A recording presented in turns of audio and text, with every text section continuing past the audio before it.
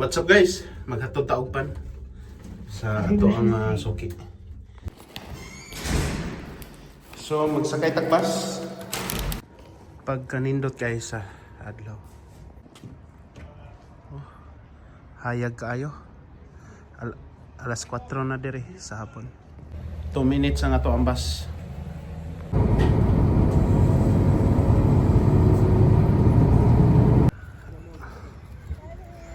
Busing natin, no? Hindi ka na lumbigan, ha? Mag-hi ka, busing. Hello! Ayun. Kumusta? Happy New Year! Happy New Year! Happy New Year! Eh, sabi ni Busing, oh, nagbili si Busing nang dahil ipatikim sa kanyang mga kliyente daw. So, sabi ko na, ang bait naman ni Busing. Oo, isa na siya.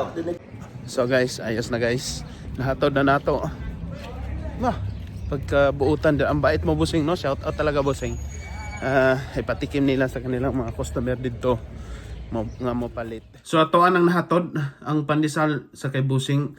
Salamat kay Busing no sa pag-order, tapos berting kuha na kaayo buutana kay kaya ang gi palit ang ato ang pan unya iya apong gi pa tilaw sa iya ang mga suki. Tamagod sila tindahan. Ang tindahan nila diri, ang ilaang gipamaligya tanan gyud mga Filipino food. So ako bisag ako dito ko magpalitan sa ilaha. Nya nakabalo na di ay si Busing silang ma'am nga ang ako daw ko nung tinda kabalo sila nga nagustuhan nila. Pero nagtingala ko asa nila ka na tilawan kay karon pa man sila nagsugod og order sa kuha. Siguro sila mga kaila o di ba ka mga kuha nila nga naka-order sa kuha mga the past few months or mga adlaw, the past few days. So siguro ila ang nakunan kay nahibulong ko ba kung baga. So ang ato ang kuan karon dili na kay logi kay naabot tay gamay nga income. Samtang nangita pa ko og ako ang ma-applyan trabaho. Oo. Naa naman pero mag-relax ako mga duha ka bulan kay grabe binakbakan ako atong mga niaging tuig pila ka tuig since 2019 hantod karon. Basta restaurant ang trabaho no lisod gigaayo kuan maka-relax ta og sakto. Kay ang oras mo god putol-putol.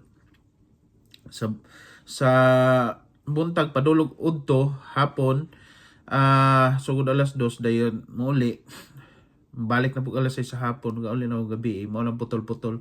Gusto na po na ako nga mag-apply ko lain nga kanang maayo nga diretso 8 oras gyud ang pag duty nako kanang dili putol-putol kay kapoy kay balik-balik ko dili makutapol lang yun sa tinuon lang no ako modaro magani ko mo magani akong trabaho nga farmer sa atoa sa Pilipinas.